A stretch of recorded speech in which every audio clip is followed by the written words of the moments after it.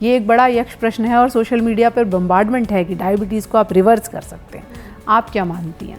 नहीं, ये बात सच नहीं है बिकॉज़ ग्लूकोज़ तो हर जो चीज़ हम खाते हैं हर चीज़ अल्टीमेटली ग्लूकोज में कन्वर्ट होती है। बहुत सारे जितने प्रोसेस फूड्स हैं हमारे, जिनमें बहुत ज़्यादा फाइबर नहीं है, जिनमें बहुत ज़्यादा प्रोटीन नहीं है, सिर्फ फ्रूट खा के हम जो है फाइबर्स नहीं ले सकते। ग्लाइसेमिक इंडेक्स जो है वो गुड़ का कम नहीं है शुगर के मुकाबले। अपने जीवन की डाइट और एक्सरसाइज और लाइफस्टाइल की जो उनका तरीका है उसको वो बदल दें।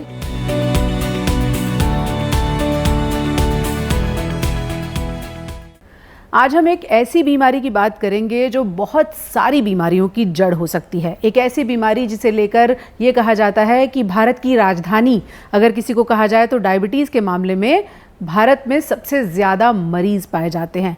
इन सब के बावजूद ये संख्या लगातार बढ़ रही है। तो कैसे आप अपने आप को प्री डायबिटीज़ की स्टेज से डायबिटीज़ तक जाने से रोक सकते हैं? क्या डायबिटीज़ रिवर्स भी हो सकती है? क्या डायबिटीज़ की दवाएं कभी ख़त्म हो सकती हैं? ऐसे सब सवालों के जवाब के साथ हम हाजिर हैं। हमारे साथ डॉक्टर हिमिका चावला हैं जो एंडोक्रिनोलॉजिस्ट हैं, PSRI हॉस्पिटल से जुड़ी हुई हैं। मैम, बहुत बहुत स्वागत है आपका। जैसा मैंने कहा कि लोगों को ये लगता है कि डायबिटीज़ क्या रिवर्स भी हो सकती है। ये एक बड़ा यक्ष प्रश्न है और सोशल मीडिया पर बम्बार्डमेंट है कि डायबिटीज़ को आप रिवर्स कर सकते हैं। आप क्या मानती हैं? ये सही नहीं होगा कि हम उसे रिवर्स कहें। सही टर्मिनोलॉजी जो इसकी है वो हम रिमिशन कहेंगे। डायबिटीज़ जो है बहुत ज़्यादा जीवन शैली से एसोसिएटेड बीमारी है। तो अगर हमारी डाइट गड़बड़ है, अगर हमारा एक्सरसाइज अच्छे से नहीं हो रहा, ऑफ कोर्स जेनेटिक्स इम्पॉर्टेंट हैं और हमारी फैमिली में अगर डायबिटीज़ की हिस्ट्री है तो ये सब चीज़ें हमें प्रीडिस्पोज ज़रूर करती हैं। बट हाँ, अगर हम डाइट में सिग्निफिकेंटली चेंजेस कर सकते हैं, हम एक रेगुलर एक्सरसाइज शेड्यूल को अडॉप्ट करते हैं और मेडिकेशंस भी एटलीस्ट जब हमारा शुरू में ब्लड ग्लूकोज लेवल काफ़ी हाई है तब तो हमें देना ही पड़ता है। बट धीरे धीरे कुछ पेशेंट्स ऐसे हैं जो कि रिमिशन में जाते हैं और कुछ समय वो दवाइयों के बिना भी मैनेज कर पाते हैं। बट हाँ, उनको रेगुलरली मॉनिटर करना पड़ता है और ये तो नहीं कह सकते कि डायबिटीज़ बिल्कुल प्रोग्रेस नहीं होगा। थोड़ा बहुत प्रोग्रेशन इस बीमारी में होता है हर साल। थोड़ा बहुत हमारा इंसुलिन लेवल ड्रॉप करता है एक बार हम डायबिटिक हो जाते हैं तो थोड़ी बहुत मेडिकेशंस जो है कुछ समय के लिए ज़रूर बंद भी हो जाते हैं बहुत सारे पेशेंट्स के। अच्छा, ऐसा हो सकता है? तो हो सकता है, ऐसे पेशेंट्स हैं और ज़्यादातर ये होता है यंग पेशेंट्स में या जिनका लाइफस्टाइल पहले बहुत ही ख़राब होता है और अब बहुत ड्रामेटिकली वो उसको इम्प्रूव कर लेते हैं। और बहुत इम्पॉर्टेंट इसमें जो प्रिडिक्टर है रिमिशन का वो है वेट लॉस। जो पेशेंट्स काफ़ी ओवरवेट हैं, ओबीस हैं, मोटे हैं और वो अपनी बॉडी का 10 से 15% वेट लॉस कर लेते हैं, ऑफ कोर्स मेडिकल सुपरविजन के अंडर और एक करेक्ट स्पीड पे। ये नहीं कि एकदम क्रैश डाइटिंग करके एकदम सडन वेट लॉस कर लिया, वैसा नहीं। बट एक स्ट्रक्चर्ड तरीके से अगर वेट लॉस 10 से 15% बॉडी का होता है तो हमारा प्रैक्टिकल एक्सपीरियंस भी और स्टडीज़ भी हैं जो कहती हैं कि लगभग जो नए पेशेंट्स हैं 50% भी उनमें से जो है रिमिशन में जा सकते हैं। हालांकि रिमिशन कितनी देर तक रहेगा वो जो है पेशेंट टू पेशेंट वेरी करता है और इस पे भी डिपेंड करता है कि आप कितनी देर उस लाइफस्टाइल को मेंटेन करते हैं, वेट को मेंटेन करते हैं। आपने वेट लॉस की बात की और डाइट की बात की कि वो बहुत इंपॉर्टेंट फैक्टर है। बहुत सारे लोगों को ये लगता है कि अगर हम मीठा नहीं खाते तो हमें डायबिटीज़ नहीं होगी। ये बात कितनी सच है? नहीं, ये बात सच नहीं है बिकॉज़ ग्लूकोज तो हर जो चीज़ हम खाते हैं हर चीज़ अल्टीमेटली ग्लूकोज में कन्वर्ट होती है और ग्लूकोज हमारी बॉडी का मेन जो है फ्यूल है जिससे बॉडी चलती है और ग्लूकोज लगभग हर सेल को चाहिए फंक्शन करने के लिए। तो सिर्फ मीठा जो है वो ग्लूकोज नहीं बनाता है, वो तो हर एक फूड स्टफ में है। मगर शुगर्स जो हैं, जो एब्सोल्यूट शुगर है उसमें तो ग्लूकोज का कंटेंट ऑब्वियसली ज़्यादा ही रहता है और शुगर का जो है ग्लाइसेमिक इंडेक्स ज़्यादा होता है। माने कि जब हम शुगर खाते हैं तो ब्लड ग्लूकोज हमारी बॉडी का बहुत तेज़ी से बढ़ता है जो कि बहुत जो है ना वो हार्मफुल चीज़ है, मतलब डायबिटीज़ के लिए भी और इंसुलिन रेजिस्टेंस के लिए भी। तो बहुत सारे जितने प्रोसेस फूड्स हैं हमारे, जिनमें बहुत ज़्यादा फाइबर नहीं है, जिनमें बहुत ज़्यादा प्रोटीन नहीं है, जो ultra processed ready to eat foods हैं या बहुत ऑयली फूड्स हैं, इन सब में भी शुगर्स हैं। और मतलब डायबिटीज़ होने का मेन कारण ही है कि हमारा बहुत ज़्यादा रिलायंस हो रहा है रेडी टू ईट फूड्स जो हैं बहुत ज़्यादा यूज़ कर रहे हैं। तो ये कहना ठीक नहीं है कि सिर्फ शुगर से ही डायबिटीज़ है और शुगर छोड़ने से डायबिटीज़ ठीक हो जाएगा। बहुत सारे लोग जब हेल्दी लाइफस्टाइल की बात करते हैं, किसी को कहा जाता है, तो कैंड जूसेस सबसे ज़्यादा मार्केट से उठाए जाते हैं, क्योंकि उन्हें प्रोपोगेट ये कह के किया जा रहा है कि वो हेल्थ प्रोडक्ट हैं। तो जो कैंड जूसेस हैं उनका डायबिटीज़ से कनेक्शन हो सकता है क्या? बिल्कुल है, और बिल्कुल भी हेल्दी नहीं है कैंड जूसेस, क्योंकि जो भी चीज़ प्रोसेस्ड है उसमें फ़ाइबर की मात्रा बहुत कम हो जाती है। तो इन जूसेस में भी जो है फ़ाइबर की मात्रा बहुत ही कम होती है। मतलब एप्पल जूस है या ऑरेंज जूस है, उसमें होता क्या है? कुछ नहीं है, शुगर ही है एक्चुअली, फ्रक्टोज है, that is some form of sugar only. और जो है उससे ब्लड ग्लूकोज लेवल्स आपके बढ़ेंगे ही। और ब्लड ग्लूकोज लेवल्स इसलिए ज़्यादा बढ़ते हैं क्योंकि ना कि सिर्फ वो प्रोसेस्ड है उसमें शुगर है, बट बिकॉज उसमें फाइबर जो कि बैलेंस करता है हमारे ब्लड ग्लूकोज लेवल को, फाइबर का कंटेंट बिल्कुल नहीं है। और अगर हम उतने ही कैलोरीज का कुछ और खाते हैं, मतलब रोटी खाते हैं, सब्जी खाते हैं, साथ में दाल खाते हैं, वो हमें काफ़ी देर तक फुल रखता है। और उतनी ही कैलोरीज लगभग हमें एक कैंड जूस से मिल जाती हैं, बट वो हमें बहुत ज़्यादा देर फुल नहीं रखती हैं। और हम जल्दी ही ना विद इन 1 आवर और सो हमें कुछ और खाने का जो है we start feeling hungry again, और हम फिर कुछ और भी खाने लगते हैं। तो वो चीज़ हमें फुलनेस नहीं देती है, बिकॉज उसके अंदर प्रोटीन नहीं है, फाइबर नहीं है, तो उससे शुगर लेवल तेज़ी से बढ़ जाते हैं and then they are utilize quickly, और शुगर लेवल्स फिर कुछ देर बाद क्रैश हो जाते हैं और हमें बहुत तेज़ भूख लगने लगती है। वो तो कहते हैं कि 3 संतरे की शक्ति है, अगर आपने 1 ग्लास ऑरेंज जूस पी लिया तो समझिए आपने 3 ऑरेंजेस खा लिए। ये सच बात है? 3 ऑरेंजेस खा लीजिए। And if you are a diabetic person then of course fruits का भी एक लिमिटेशन है। ऐसा नहीं है कि हम अनरिस्ट्रिक्टेड बहुत जो है 1-2 किलो फ्रूट ही खा गए, नहीं है, that has to be seen. मगर आप जब भी होल फ्रूट खाते हैं that is always a welcome snack, क्योंकि उसमें फाइबर कंटेंट है। यही तो हमारा मेन आर्गुमेंट है कि जब हम जूस बना देते हैं उसको, तो जो उसका अच्छा कंपोनेंट है फाइबर है, जिससे कि हमारी बॉडी का शुगर एकदम से नहीं बढ़ेगा, वो चीज़ हम हटा देते हैं और सिर्फ जो है कॉन्सेंट्रेटेड फॉर्म में हम शुगर्स को ले लेते हैं। और अगर हम खाएंगे तो हम 3 संतरे नहीं खाएंगे, हम 1 ही खाएंगे और फाइबर ठीक ठाक मिल और जाएगा, फाइबर अच्छा मिल जाएगा। और जितने हमें विटामिन मिनरल्स चाहिए वो हमें 1 संतरे में भी लगभग मिल जाएंगे, काफ़ी क्वांटिटी में मिल जाएगा, प्रोवाइडेड आप 1 संतरा खा रहे हो। आप 1 संतरा खा रहे हैं और उसके अलावा आप 2, 3, 4 सर्विंग्स बाकी सब्जियों की भी खा रहे हैं। सिर्फ फ्रूट खा के हम जो है फाइबर्स नहीं ले सकते। फाइबर्स हमारा जो है 5 सर्विंग्स रिकमेंडेड है कि दिन में 5 बार हम फाइबर की सर्विंग्स लें, तो जिसमें ज़्यादातर सब्जियां होनी चाहिए और 1 या 2 सर्विंग जो है हमारी फ्रूट की हो सकती हैं। जैसे आपने कहा कि फ्रूट को लेकर भी लिमिटेशन है, डायबिटिक्स जो हैं वो हर फ्रूट नहीं खा सकते, तो ऐसे कौन से फ्रूट्स हैं जो डायबिटीज़ के मरीजों के लिए अच्छे हैं और कौन से हैं जिनसे उन्हें दूर रहना चाहिए? तो fruits are also divided glycemic index पे बेस्ड। एक होता है कि हर फ्रूट में शुगर कंटेंट एब्सोल्यूट कितना ग्लूकोज है, और दूसरा है कि ग्लाइसेमिक इंडेक्स क्या है, जो कि परहैप्स ज़्यादा इंपॉर्टेंट है, क्योंकि जिनका ग्लाइसेमिक इंडेक्स ज़्यादा है उससे शुगर एकदम तेज़ी से बॉडी में रिलीज होता है, ब्लड ग्लूकोज लेवल तेज़ी से बढ़ते हैं, जो कि हम डायबिटीज़ के पेशेंट में अप्रोप्रिएट नहीं मानते, क्योंकि इंसुलिन रेजिस्टेंस होता है।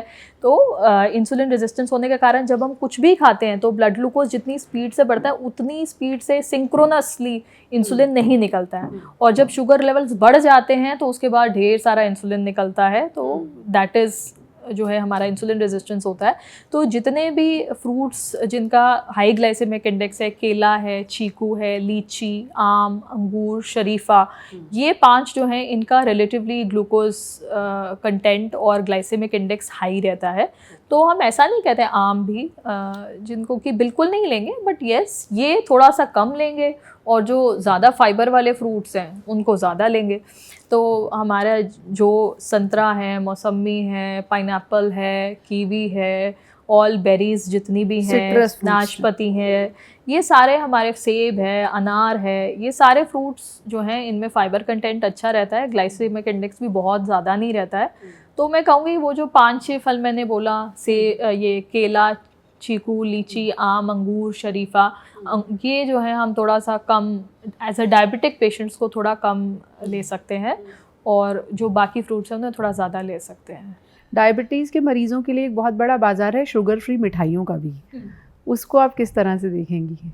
मेरे हिसाब से तो जो है ना, इन सब चीज़ें से हम एक रॉन्ग ईटिंग बिहेवियर को इनकलकेट करते हैं। और शुगर फ्री मिठाई का जब हम कैलोरी कंटेंट पढ़ते हैं, वो कैलोरी कंटेंट कोई बहुत ज़्यादा कम नहीं होता शुगर वाली मिठाइयों से जब हम कंपेयर करते हैं, क्योंकि वो भी प्रोसेस्ड होती हैं, फैट कंटेंट काफ़ी हाई होता है। और शुगर फ्री भी at the end of the day they are chemicals, and अगर उनको बहुत ज़्यादा हम हाई क्वांटिटी में यूज़ करते हैं तो डेटा है कि मतलब हार्ट के लिए भी कई बार नुकसानदायक हो सकता है, शुगर का टेंडेंसी बढ़ सकता है, और मतलब शुगर छोड़ के हम शुगर फ्री के एडिक्ट भी हो सकते हैं। शुगर फ्री जो टर्म है उसको लेकर बहुत सारी चीज़ें मार्केट में मिलती हैं अलग अलग ब्रांड्स के नाम से। वो जिन चीज़ों से बन रहे हैं, जिन केमिकल से, कुछ कहते हैं कि नेचुरल प्लांट है, स्टीविया उससे बन रहा है, या अलग अलग चीज़ों से बन रहा है, वो जो कैटेगरी है उसको आप किस तरह से देखती हैं, कितनी सेफ है वो? मतलब देयर इज़ डेटा तो काफ़ी है, और स्टीविया जैसे आपने मेंशन किया, this is one of the organic जो है प्लांट बेस्ड स्वीटनर्स हैं। और बाकी भी जो आर्टिफिशियल स्वीटनर्स है, आइडिया यही है इनका कि इनमें जो है मिठास बहुत ज़्यादा होती है वर्सेस द कैलोरी कंटेंट, तो आपका शुगर लेवल नहीं बढ़ाएंगी बहुत ज़्यादा, बट मिठास इनमें काफ़ी ज़्यादा रहती है। But at the end of the day chemicals ही हैं, और डेटा जो भी हमारे पास अवेलेबल है, तो ये थोड़ा तो एक तो गट माइक्रोबायोटा जो हमारे गट के हेल्दी बैक्टीरिया होते हैं उसमें कुछ ऑल्टरेशंस प्रोड्यूस कर सकते हैं, ऐसा डेटा है। देन जो है लॉन्ग टर्म यूज़ से कई बार जैसे मैंने बोला कि इनसे भी थोड़ा सा एडिक्शन पोटेंशियल है, मतलब हमारा ब्रेन फिर जो है इनके टेस्ट को डेवलप करके इनको ज़्यादा लेना चाहता है। और तीसरा जो है हमारा इन स्वीटनर्स से कुछ कार्डियक रिस्क जो है भी है कि हाँ इंक्रीज़ हो सकता है। हालांकि ऐसा कोई क्लियर डेटा नहीं है कि हाँ भाई इसको खाने से आपको कैंसर हो ही जाएगा या फिर आपको हार्ट अटैक हो ही जाएगा। तो क्योंकि ये सब जो है काफ़ी मात्रा में यूज़ करने के बाद ऐसा तो नहीं है कि इनको कम्प्लीटली हम अनसेफ कहें, दे आर सेफ इन अ जो है रेगुलेटेड मैनर। थोड़ा बहुत क्वांटिटी में आप यूज़ कर रहे हैं, सेफ़ है, ऐसा कुछ अनसेफ नहीं है। बट वही है कि बहुत ज़्यादा यूजेज डेली बेसिस पे आर्टिफिशियल स्वीटनर्स का usages may have long term repercussions, जिसमें एक मेजर कंसर्न ये है कि हमारा थोड़ा सा डिपेंडेंस उन पे होने लगता है। और कहीं ना कहीं देयर इज़ सम डेटा कि इनका लॉन्ग टर्म यूज़ जो है वो डायबिटीज़ भी बढ़ा सकता है। इसीलिए WHO ने भी रिसेंटली सावधान किया, आर्टिफिशियल स्वीटनर्स को आप डेली यूज़ में अगर ला रहे हैं, चाय में घोल कर पी रहे हैं, या डेली वो आपकी डाइट का हिस्सा है, तो कोई बहुत अच्छी आदत ये नहीं है। इसके बाद डायबिटीज़ के मरीज़ों को ये सलाह भी दी जाती है, आप चीनी नहीं खा सकते हैं, आप गुड़ खा लीजिए, आप खजूर खा लीजिए या शक्कर खा लीजिए। ये जो कैटेगरी है जैसे बिल्कुल ही देसी और नेचुरल मीठे के तौर पे देखा जाता है, ये किस तरह से डायबिटीज़ के मरीज़ों को लेनी चाहिए? जो रिकमेंडेशन है वो डायबिटीज़ पेशेंट के लिए ये है कि 25 ग्राम तक आप फ्री शुगर डेली ले सकते हैं। अब वो फ्री शुगर से मतलब वो चीनी भी हो सकता है, गुड़ भी हो सकता है, हनी भी हो सकता है, इनमें से कोई भी, बट 25 ग्राम से ज़्यादा हमें जो है शुगर पूरे दिन में एक्सीड नहीं करनी चाहिए। तो मैं तो इनको डिफरेंटली व्यू नहीं करती हूँ, क्योंकि अगर हम ग्लाइसेमिक इंडेक्स की बात करें, ब्लड ग्लूकोज कंटेंट बढ़ाने की बात करें, तो गुड़ से भी आपका उतना ही शुगर बढ़ेगा जितना आपका चीनी से बढ़ता है। अच्छा। उतनी ही मात्रा में। तो ग्लाइसेमिक इंडेक्स जो है वो गुड़ का कम नहीं है शुगर के मुकाबले, बट थोड़ा बहुत मीठा जो है लाइफ में हर बंदा लेना चाहता है, तो रिकमेंडेशंस आर कि उसको 20-25 ग्राम से कम पूरे दिन में रखें, इससे ज़्यादा डेफिनेटली ना रखें। जहाँ हो सके अपने जीवन की मिठास जो है फ्रूट्स और नेचुरल जैसे कुछ खजूर या अंजीर, इन चीज़ों से लेने की कोशिश करें, और जो शुगर्स हैं उनको थोड़ा अवॉइड करें। बट ऐसा नहीं है कि ज़ीरो का रिकमेंडेशन तो नहीं है, up to 25 grams is allowed, आप ले सकते हैं। जैसे आप ग्लाइसेमिक इंडेक्स को समझा रही हैं, मान लीजिए किसी ने चीनी नहीं खाई, गुड़ भी नहीं खाया, खजूर भी नहीं खाया, उसके बावजूद उसकी डाइट में किन किन चीज़ों के ज़रिए मीठा जो है वो एंटर कर रहा है, जिसमें उसको लग रहा है, सपोज़ रोटी है, उसको लग रहा है कि ये तो मीठी नहीं है, तो मीठा नहीं पहुंचा है। तो डाइट में ऐसी कौन कौन सी चीज़ें हैं जिसे लेकर डायबिटीज़ के मरीज़ को वॉचफुल रहना चाहिए कि ये मीठा नहीं है पर मीठा बढ़ा रहा है ये? बिल्कुल, तो उसके अंदर मेजर तो हमारा जो अनाज है वो भी कार्बोहाइड्रेट ही है, और कार्बोहाइड्रेट का मेन जो मेटाबॉलिज्म होकर हमारे बॉडी में ब्लड ग्लूकोज तो बढ़ेगा ही। तो कार्बोहाइड्रेट्स में हमारे सारे अनाज ही आते हैं लगभग, गेहूं भी आता है, अपना जितनी दालें हैं वो भी आते हैं, चावल भी आते हैं, ओट्स भी आते हैं। तो अपना, क्योंकि ये सब अनाज हैं तो इनको खाने में खाना तो है ही है, बट हमारे को कोशिश यही करनी है कि हम कार्बोहाइड्रेट की जो मात्रा है अपने डॉक्टर से डिस्कस करके या डाइटिशियन से डिस्कस करके जितना हमारे लिए हेल्दी हो उतना कार्बोहाइड्रेट जो है कंज्यूम करें। रोटी वगैरह जो वेट है आपका उसके हिसाब से ही जनरली बताया जाएगा। और जो भी कार्बोहाइड्रेट लें, अनाज लें, वो फाइबर युक्त लें। जैसे हमारा आटा है तो नॉर्मल जो है पैकेट का आटा ना लेने के बजाय अगर हम एक मल्टीग्रेन आटा का कोशिश करें, जैसे 7 से 8 किलो हम उसमें गेहूं का आटा रखें जिसमें भी थोड़ा सा चोकर हो, थोड़ा फाइबर हो, और साथ में जो है हम उसमें मिलेट्स के आटा मिला लें या फिर चने का आटा मिला लें, सोया, ओट्स, जो भी आपका टेस्ट है, चौलाई का आटा भी आता है। तो ये सारे आटा जो हैं यूज़ करके कॉम्बिनेशन में अगर हम मल्टीग्रेन आटा यूज़ करते हैं तो वही जो आटे की रोटी है वो हमें शायद थोड़ा कम नुकसान करेगी, क्योंकि जब ये फाइबर आ जाएंगे उसका ग्लाइसेमिक इंडेक्स थोड़ा सा जो है बेटर हो जाएगा और शुगर जो है हमारा एकदम से स्पाइक नहीं करेगा जब हम मल्टीग्रेन आटा यूज़ करेंगे वर्सेस जब हम नॉर्मल सिर्फ गेहूं का आटा यूज़ करेंगे। तो मल्टीग्रेन भी अब एक बहुत बड़ा स्पेक्ट्रम हो गया। 2-4 नाम तो आपने ही लिए, चौलाई से लेकर रागी है, चना, ज्वार, बाजरा। कभी कभी लोगों के लिए बड़ा मुश्किल हो जाता है कि हम किस रेशो में अपना मल्टीग्रेन आटा चूज़ करें। कोई ऐसा नियम है जिसको मोटे तौर पे फॉलो किया जा सकता है? हम 80-20 या 70-30 रेकमेंड करते हैं डिपेंडिंग अपॉन आपका क्या टेस्ट है। 80-20 अधिकतर पेशेंट्स कर पाते हैं, और इतना हम लोग कहते हैं कि इतना तो मिनिमम आपको करना ही चाहिए कि 8 किलो अगर आपने गेहूं का आटा लिया है तो 2 किलो तो कम से कम आपको उसमें इन 4-5 जो ऑप्शंस हैं, चना है, ज्वार, बाजरा, रागी और चौलाई, क्विनोआ, ओट्स, सोया, ये सारा में से जो इनको मिक्स कर लेना चाहिए। जो भी आपको जिनका भी इनमें टेस्ट है, ये रफली सारे हैं जो कि थोड़े हाई फाइबर वाले आटा हैं। और जो है शुगर ग्लाइसेमिक इंडेक्स जैसे मैंने बोला तो वो थोड़ा सा जो है कम हो जाता है अगर हम प्लेन आटे के बजाय यूज़ करते हैं। आपकी थाली को हमने थोड़ा सा एड्रेस करने की कोशिश की है। अब बात करते हैं, भारत में जितने डायबिटीज़ के मरीज़ हैं उससे कहीं ज़्यादा संख्या प्री डायबिटिक लोगों की है, जो आज बॉर्डर लाइन पर हैं या उससे थोड़ा सा पीछे हैं, कल हो सकता है उन्हें डायबिटीज़ हो जाए। ऐसे जो लोग हैं जिन्हें ये लगता है कि नहीं, हम मान लीजिए हमारा HbA1c जो है वो कोने पे है, हमें क्रॉस नहीं करना है उसे, उन लोगों को क्या ध्यान रखना चाहिए? आई थिंक उन लोगों का, क्योंकि ये मास स्क्रीनिंग आजकल होने लगी है, सब लोग आजकल रूटीनली अपने ब्लड टेस्ट कराने लगे, तो उसका एक ये फ़ायदा ज़रूर हुआ है कि हम बहुत सारे प्री डायबिटिक पेशेंट्स को डिटेक्ट कर पा रहे हैं। And I think I would say that it's a blessing in disguise for them, क्योंकि उनको पता चल रहा है कि हमें डायबिटीज़ हो सकता है और वो उसको अवॉइड कर सकते हैं एटलीस्ट फॉर सेवरल ईयर्स। जो है अगर अपने जीवन की डाइट और एक्सरसाइज और लाइफस्टाइल की जो उनका तरीका है उसको वो बदल दें तो प्री डायबिटीज़ का वैसे कन्वर्जन रेट जो है डायबिटीज़ में लगभग 50% तक भी जा सकता है over a period of 10 years. यानी आधे मरीजों को डायबिटीज़ हो सकता है over a period of 10 years अगर वो कुछ नहीं करते हैं, मतलब जैसे हैं वैसे ही हैं, डाइट एक्सरसाइज कुछ भी चेंज नहीं कर रहे हैं। और काफ़ी पेशेंट्स जो हैं, आई वुड से अगर हमारा जो क्लिनिकल प्रैक्टिस है उसमें जितने पेशेंट्स जो कि प्री डायबिटीज़ हैं क्योंकि वो मोटे हैं, प्री डायबिटीज़ हैं क्योंकि वो जो है डाइट में उनका प्रोसेस फूड्स का इंटेक ज़्यादा है, या एक्सरसाइज नहीं है, या रात को टाइम से सोते नहीं हैं, या बहुत ज़्यादा स्ट्रेस्ड है, मतलब रीज़न है जिसकी वजह से उनको प्री डायबिटीज़ हो रहा है। अगर उन रीजंस पे वो काम करें तो काफ़ी हद तक ये पेशेंट्स अपना प्री डायबिटिक स्टेटस रिवर्स भी कर सकते हैं या फिर उसे डायबिटीज़ में तब्दील होने से बचा भी सकते हैं। ज़्यादातर पेशेंट्स जो प्री डायबिटीज़ से डायबिटीज़ में कन्वर्ट होते हैं वो जेनेटिक वाले होते हैं, जिनकी फैमिली में डायबिटीज़ की स्ट्रॉन्ग हिस्ट्री रहती है। उनके लिए थोड़ा सा मुश्किल काम होता है ये, और उनको ज़्यादा मॉनिटरिंग की ज़रूरत है, और उनका कन्वर्जन रेट भी डायबिटीज़ में ज़्यादा होता है, बशर्ते उन पेशेंट्स के जिनको कि सिर्फ रॉन्ग लाइफस्टाइल की वजह से हुआ है और एज सच कोई स्ट्रॉन्ग जो है फैमिली में हिस्ट्री नहीं है।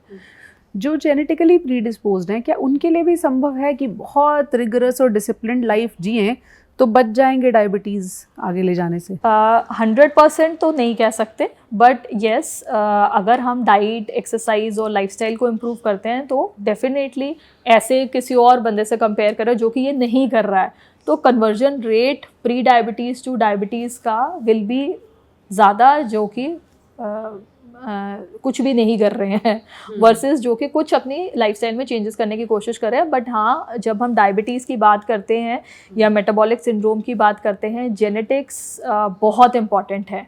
तो कोई भी डायबिटिक या जो मोटा होता है वो सिर्फ हमेशा लाइफस्टाइल से नहीं होता है। हमें बहुत पेशेंट्स में जेनेटिक प्रीडिस्पोजिशन होता है और वो बहुत इम्पॉर्टेंट है और उसको शायद हम पूरी तरीके से बदल भी नहीं सकते। और definitely genetics play a big role in diabetes and metabolic diseases. But हम जो कर सकते हैं हमें वो करना चाहिए। चलिए, जो कर सकते हैं उस पर बात करते हैं कि डाइट हमने बात की है। एक्सरसाइज में मोटे तौर पे देखें तो लोग या तो रनिंग ऑप्ट करते हैं या जिम जाते हैं या योगा करते हैं। आप अपनी तरफ से क्या, आपके हिसाब से डायबिटीज़ को रोकने के लिए फेवरेट एक्सरसाइज कौन सी है? डायबिटीज़ के लिए रिकमेंडेशंस आर कि हम मॉडरेट इंटेंसिटी का एक्सरसाइज जो है वो 150 मिनट एक हफ्ते में करें मिनिमम। तो जो आएगा लगभग आधा घंटा, अगर हम हफ्ते में 5 दिन एटलीस्ट कर लेते हैं तो वो ये तो बहुत ज़्यादा है भी। ये बहुत ज़्यादा नहीं है, मगर मॉडरेट इंटेंसिटी होना चाहिए। मॉडरेट इंटेंसिटी माने कि ऐसी एक्टिविटी जिसमें थोड़ा सा पसीना हो, थोड़ा स्वेटिंग हो, थोड़ा दिल की धड़कन तेज़ हो। तो बिल्कुल लाइट एक्टिविटी नहीं, एटलीस्ट इतना कि जिसमें रफली, जैसे अगर हमें बताना है तो हम ये कह सकते हैं कि थोड़ा आपको स्वेटिंग होना चाहिए, इतना एक्टिविटी होना चाहिए, या थोड़ी दिल की धड़कन आपकी तेज़ होनी चाहिए। तो इतना इंटेंसिटी का एक्सरसाइज होना चाहिए। प्लस हम जो डायबिटीज़ पर्टिकुलरली अपने कंट्री में देखते हैं, प्रोटीन इंटेक कम होने की वजह से हमारा बॉडी टाइप भी इस तरीके का है कि हमारे इस रीजन में, इंडिया में, एशियन एथनिसिटी में थोड़ा मसल मास अच्छा नहीं है।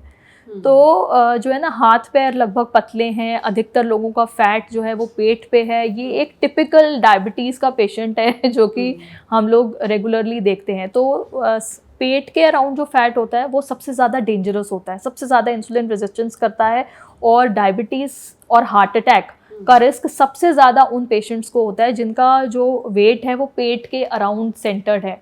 तो एक चीज़ जो हम रेगुलरली मॉनिटर नहीं करते हैं, हम बस वेट, BMI इसी के पीछे भागते रहते हैं जब हम मोटापे को देखते हैं, डायबिटीज़ को देखते हैं। बट वेस्ट सर्कमफ्रेंस जो है काफ़ी इग्नोर्ड है और बहुत रेलेवेंट है जब हम बात करते हैं कार्डियक और डायबिटीज़ के रिस्क की इंडियन पेशेंट्स में। तो ऐसी एक्सरसाइजेस जो कि हमारे एब्डोमिनल फैट को टारगेट करें इम्पॉर्टेंट हैं। तो एरोबिक एक्सरसाइजेस भी मैं कहूँगी इम्पॉर्टेंट है। और स्ट्रेंथ ट्रेनिंग जो कि बहुत इग्नोर्ड है जब हम बात करते हैं हमारे देश में। तो 2 दिन भी अगर हफ्ते में हम स्ट्रेंथ ट्रेनिंग को इनकॉर्पोरेट करते हैं, जो कि रेजिस्टेंस बैंड से कर सकते हैं, हल्के फुल्के वेट से कर सकते हैं, जिम जाके भी कर सकते हैं, तो वो भी इनकॉर्पोरेट करना इम्पॉर्टेंट है। थोड़े अपने मसल्स पे वर्क करना इम्पॉर्टेंट है, ये स्ट्रेंथ भी देगा हमें। और जब हमारे मसल्स ऑप्टिमाइज्ड होंगे तो वो बॉडी का जो ओवरऑल इंसुलिन रेजिस्टेंस है उसको बेहतर करेगा, और डायबिटीज़ जो हमारी बॉडी में डायबिटीज़ का प्रोसेस है उसके प्रोग्रेशन को जो है कम करेगा। तो cardio, aerobic, running, jogging, brisk walking, ये सब एरोबिक एक्टिविटीज़ कार्डियो एरोबिक की कैटेगरी में आता है और ये इंपॉर्टेंट है, जैसे मैंने बोला 150 मिनट प्रति हफ्ता। बट इसके साथ अगर हम 2 बार हफ्ते में स्ट्रेंथ ट्रेनिंग, जो कि 15 से 20 मिनट का सेशन भी हो सकता है, उसको भी अगर लाएं और थोड़ा सा एब्डोमिनल फैट और मसल बिल्डिंग पे भी वर्क करें, तो वो काफ़ी इम्पॉर्टेंट है डायबिटीज़ का प्रोग्रेशन रोकने के लिए। वर्ल्ड हेल्थ ऑर्गेनाइजेशन ये रिकमेंड करता है भारत में, जो कि जैसे कि डॉक्टर हिमिका ने कहा कि पेट का मोटापा, एब्डोमिनल ओबेसिटी, वो सबसे ज़्यादा परेशान करती है। तो अपने घर में अगर आपके इंची टेप है उसे उठाइए। महिलाओं के लिए 85 सेंटीमीटर और पुरुषों के लिए 95 सेंटीमीटर, ये WHO की रिकमेंडेशन है। इससे ज़्यादा अगर आपके पेट के आसपास मोटापा है तो फिर आपको उसे घटाने की ज़रूरत है। घटाने के तरीके डॉक्टर हिमिका ने आपको बताए हैं। ब्रिस्क वॉक से भी काम चल सकता है, बशर्ते आपको पसीना आए। आपने कहा कि प्रोटीन इंटेक भारतीयों का कम होता है, तो क्या हम ये माने कि वेजिटेरियंस को खतरे ज़्यादा हैं?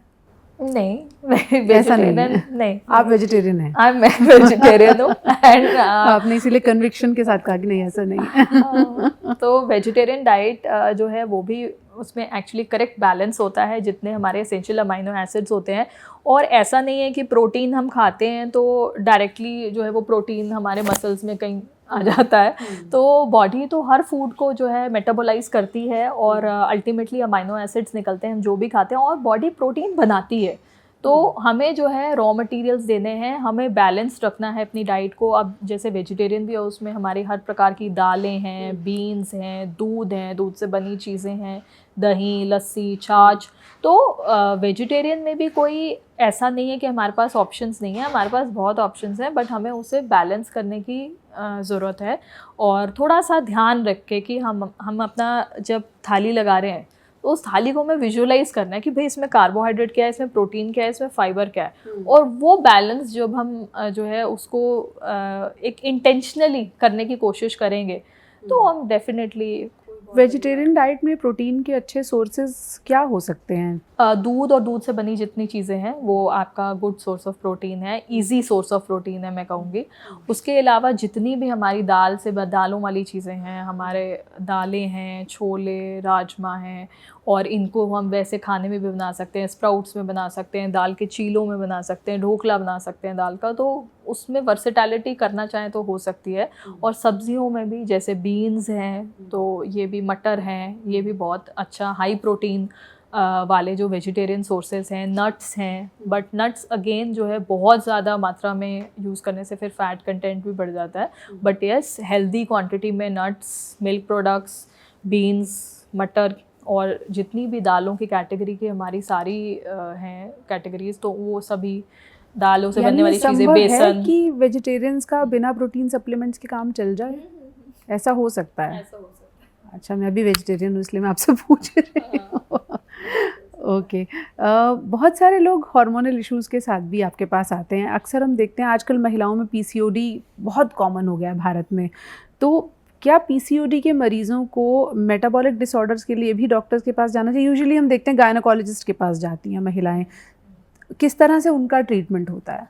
सो पीसीओडी में जो रिप्रोडक्टिव मैनिफेस्टेशंस हैं, जैसे कि साइकिल्स इरेगुलर आ रहे हैं, या फेशियल हेयर आ रहे हैं, या पिंपल ज़्यादा आ रहे हैं, सिर के बाल झड़ रहे हैं, ये पीसीओडी के जो ऊपरी तौर से दिखने वाले मैनिफेस्टेशंस हैं। बट पीसीओडी खतरनाक इन कारणों की वजह से नहीं है। सिर्फ पीसीओडी इसलिए खतरनाक है क्योंकि जो अल्टीमेटली जो इसके मेजर मेटाबॉलिक मैनिफेस्टेशंस है वो बहुत सिमिलर हैं डायबिटीज़ और मेटाबॉलिक सिंड्रोम से। तो जितनी भी पीसीओडी वाली महिलाएं हैं उनमें इंसुलिन रेजिस्टेंस अधिकतर ज़्यादा होता है, और डायबिटीज़ का खतरा ज़्यादा होता है, ब्लड प्रेशर का खतरा, हाई ब्लड प्रेशर हो सकता है, कोलेस्ट्रॉल लेवल्स हाई हो सकते हैं, हार्ट संबंधित परेशानियां उनको ज़्यादा हो सकती हैं, इनफैक्ट कैंसर्स भी ज़्यादा होते हैं। तो जो मेटाबॉलिक मैनिफेस्टेशंस हैं पीसीओडी के वो और ज़्यादा इम्पॉर्टेंट है। और मैं कहूँगी, हम जो यूजुअली कहते हैं कि जो रिप्रोडक्टिव मैनिफेस्टेशंस है वो टिप ऑफ द आइसबर्ग है, असली आइसबर्ग है। जितने आपके जो मेटाबॉलिक प्रॉब्लम्स जो हैं पीसीओडी वाले लेडीज़ को आने वाले समय में आएंगे। तो इसलिए पीसीओडी को जड़ से ठीक करना with a proper lifestyle. PCOD again diabetes की तरह एक लाइफस्टाइल डिजीज़ है, जो कि गलत खान पान, टाइम पे नहीं सोना, stressful lifestyle, lack of exercise, इसके भी कारण लगभग सेम है जैसे जो डायबिटीज़ से रिलेटेड है। तो ट्रीटेबल है पूरी तरह? It is manageable just like diabetes. So correct lifestyle से हम उसको बेटर मैनेज कर सकते हैं और लगभग अधिकतर सिम्टम्स को कंट्रोल कर सकते हैं। और मेडिकेशंस भी हैं, बट अगेन डायबिटीज़ की तरह ही पीसीओडी में भी लाइफस्टाइल मॉडिफिकेशन बहुत एसेंशियल पार्ट है, अगर आप उसको लॉन्ग टर्म पे अच्छे से मैनेज करना चाहते हैं विद लेसर मेडिकेशंस। सोचिए हमारा लाइफस्टाइल ख़राब है, उसकी वजह से डायबिटीज़ हो रहा है, उसकी वजह से पीसीओडी हो रहा है, और फिर लाइफ लॉन्ग हम दवाएं ले रहे हैं। उससे कहीं बेहतर है कि लाइफस्टाइल को कंट्रोल कर लिया जाए।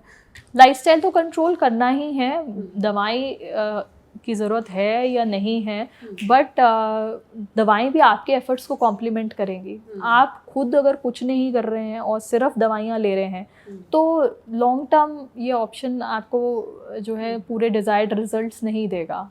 एक डायबिटीज़ कितनी सारी बीमारियों को पैदा कर सकती है? डायबिटीज़ एक्चुअली सर से पैर तक हर ऑर्गन्स को इफ़ेक्ट करती है। डायबिटीज़ नंबर 1 कॉज है ब्लाइंडनेस का, डायबिटीज़ नंबर 1 कॉज है किडनी फेलियर का। How does it happen? ऐसा क्यों होता है कि किडनी पर भी इफेक्ट, आंखों पर भी इफेक्ट? डायबिटीज़ जब होता है तो ब्लड ग्लूकोज लेवल्स जब हमारे बॉडी के, डायबिटीज़ में होता ही है कि इंसुलिन बॉडी का या तो प्रॉपरली काम नहीं कर रहा या तो इंसुलिन कम है।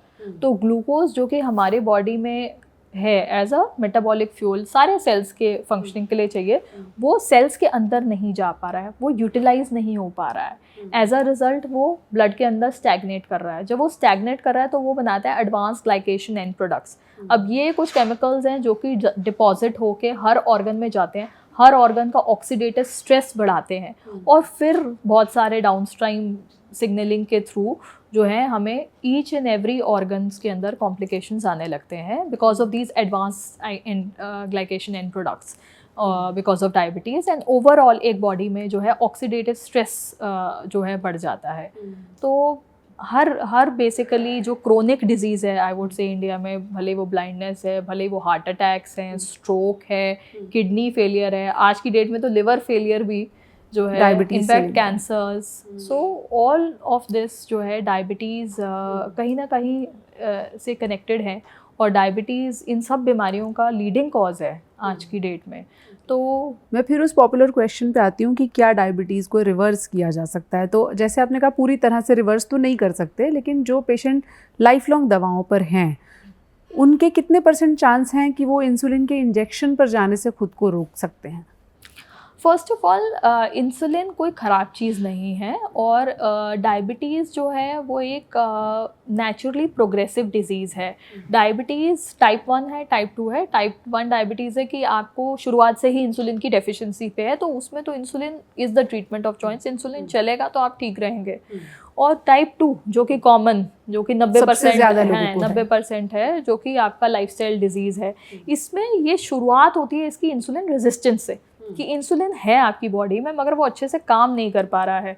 तो क्योंकि इंसुलिन रेजिस्टेंस है, बॉडी इनिशियली कॉम्पनसेट करती है, जहाँ 5 यूनिट इंसुलिन निकलना चाहिए वहाँ 50 यूनिट निकलेगा, मगर आपका ब्लड ग्लूकोज लेवल नॉर्मल रहेगा। बट इस तरीके से जब इंसुलिन का ओवर यूजेज होता है, क्योंकि उसकी एफिशिएंसी अच्छी नहीं है, तो अल्टीमेटली एक पॉइंट के बाद आपकी बॉडी के इंसुलिन लेवल कम होने लगते हैं। और साइंस ये कहती है कि लगभग 50% जब आपका इंसुलिन रिजर्व जो है वो ख़त्म हो जाता है, तब आप जो है टाइप 2 डायबिटीज़ बन जाते हैं, आप डायबिटीज़ से डायग्नोस हो जाते हैं, आपका HbA1c जो है वो 6.5-7 के ऊपर चला जाता है। अब क्योंकि ये 6.5-7 तक पहुंचने तक हमारा लगभग 50% इंसुलिन रिजर्व जो है वो एग्जॉस्ट हो चुका है, तो अब इसके बाद भी जब डायबिटीज़ हो जाता है तो आप 1% से लेकर 5% तक आपका इंसुलिन लेवल हर साल घटता रहता है। तो कुछ ना कुछ प्रोग्रेशन रहता है। बट अगर हम अपनी डाइट को ठीक रखते हैं, हम एक्सरसाइज करते हैं, हम अपना वेट कम कर लेते हैं, और वेट भी अगर हमारा ज़्यादा है तभी हम कम कर पाएंगे, तो अगर पोटेंशियल है कि हम 10 से 15% अपनी बॉडी का वेट कम कर सकते हैं और एक अच्छे लाइफस्टाइल को एडहर कर सकते हैं, तो रिमिशन पॉसिबल है। रिमिशन जितना हम देखते हैं ज़्यादातर न्यू पेशेंट्स में देखते हैं, क्योंकि जैसे मैंने बोला हर साल 1 से 5% आपका इंसुलिन रिजर्व और कम हो रहा है। तो जिस इंसान को 10 या 15 साल से ऑलरेडी डायबिटीज़ है, तो सिग्निफिकेंटली उसका इंसुलिन रिजर्व कम हो चुका है, तो उसके लिए रिमिशन होना बहुत कोई पॉसिबिलिटी नहीं है। तो जो अर्ली स्टेजेस के पेशेंट्स हैं, जो मोटे हैं और शुरुआत से ही जो है करेक्ट एडवाइस लेते हैं, चीज़ों को शुरू से अच्छे से कंट्रोल करते हैं, ये नहीं कि आप 10 साल से आपको डायबिटीज़ है, आपने कंट्रोल ही नहीं करा और 10 साल बाद आप सोच रहे हैं कि आज मेरा रिमिशन हो जाए, तो नहीं होएगा। तो ये चीज़ें जो है शुरू में ज़्यादा रेलेवेंट है, जो न्यूली डायग्नोज पेशेंट्स हैं उनके लिए ज़्यादा रेलेवेंट है, और उनमें भी जो है थोड़ा थोड़ा प्रोग्रेशन होगा। जो रिमिशन है वो अधिकतर कुछ सालों तक चलता है या कुछ महीनों तक चलता है, डिपेंडिंग अपॉन आपकी कितनी श्रद्धा है, आप कितनी तरीके से, कितने अच्छे से लाइफस्टाइल को फॉलो करें और कितना आप अच्छे से वेट मेंटेन करें अपना। तो ऐसे कोई फिक्स नंबर्स नहीं हैं जो दे सकते हैं, बट हाँ, और ये चीज़ को भी जो है मतलब गलत तरीके से नहीं लेना है, because this has to be strictly medically supervised. क्योंकि ऐसा नहीं कि आपका रिमिशन हो गया तो अब वो रिमिशन ही रहेगा, वो कभी भी बढ़ सकता है, क्योंकि आपने जहाँ थोड़ा सा आप ढीले पड़े डाइट में, एक्सरसाइज में, जहाँ आपका वेट वापस बढ़ गया, तो वो चीज़ जो है आने में भी वापस समय नहीं लगेगा। डोज एडजस्टमेंट कितना अहम है? आपने जैसे कहा मेडिकल सुपरविजन, एक बार किसी को 100 and 100 डोज दे दी गई दवाई की, फिर लोग सालों डॉक्टर के पास जाते ही नहीं है, वही दवा खाते रहते हैं। डायबिटीज़ के मरीजों में ये कैसे? वेरी बहुत कॉमन प्रॉब्लम है, एंड ये आपने इशू रेज बिल्कुल ठीक करा है, बिकॉज ये बहुत कॉमन है। तो लोगों को लगता है कि आप एक डायबिटीज़ का दवाई पता चल गया, आप इसको खाते रहेंगे बस, और अगर बढ़ा भी है तो मतलब यही है हमारी किस्मत तो ये खाते जाएं, बट ऐसा नहीं है, हमारे पास बहुत अच्छी दवाएं हैं। और जब हम डायबिटीज़ का इलाज करते हैं, हम कॉम्प्लिकेशंस को तभी प्रिवेंट कर सकते हैं अगर हम HbA1c, जो हमारा 3 मंथ्स का एवरेज शुगर का टेस्ट है, अगर वो हम 7% के नीचे रखते हैं। और भी बहुत सारी चीज़ें हैं, बट एक रफली अगर हमें एक डायरेक्टिव देखना है कि कौन सा टेस्ट है जो सबसे इंपॉर्टेंट है, तो वो HbA1c है। हर 3 महीने पे आपको कराना है। अगर वो 7% के नीचे है, तभी डायबिटीज़ रिलेटेड कॉम्प्लिकेशंस को आप अवॉइड कर पाएंगे। अगर वो 7% के ऊपर है, मतलब आपको मिलना है डॉक्टर को अपने, और दवाई की डोज एडजस्ट करके हम उसको कंट्रोल कर सकते हैं, बिल्कुल कर सकते हैं, at any level of HbA1c। और डोज एडजस्टमेंट इसीलिए रेलेवेंट है क्योंकि अगर हम HbA1c को 7 के नीचे नहीं रख पा रहे, तो सिर्फ दवाई खाने से हम कॉम्प्लिकेशन से नहीं बच पाएंगे। फेस्टिवल्स का मौसम है, इसमें हम आपको ये सलाह तो नहीं देंगे कि आप मीठे से बिल्कुल दूर रहिए, लेकिन ज़िंदगी में थोड़ा नमक जैसे ज़रूरी है, वैसे ही थोड़ी सी मिठास, और वो आपके लिए हेल्दी मिठास कौन सी हो सकती है, ये हमने आज आपको डॉक्टर हिमिका के ज़रिए तफसील से बताया है कि कैसे आप अपने त्योहारों की मिठास को या ज़िंदगी की मिठास को बनाए रख सकते हैं और डायबिटीज़ को कंट्रोल में रख सकते हैं। और ऐसे मरीज़ जिन्हें अभी तक डायबिटीज़ नहीं हुई है, वो उसे हमेशा के लिए दूर भगाने का इंतज़ाम भी कर सकते हैं। हमारे साथ बने रहिएगा, और भी सवालों के साथ आप हमसे जुड़ सकते हैं। आप अपने सवाल हमें भेजिए, डॉक्टर हिमिका के ज़रिए हम उनके जवाब देने की कोशिश करेंगे। फ़िलहाल हमसे जुड़ने के लिए बहुत बहुत शुक्रिया। नमस्कार।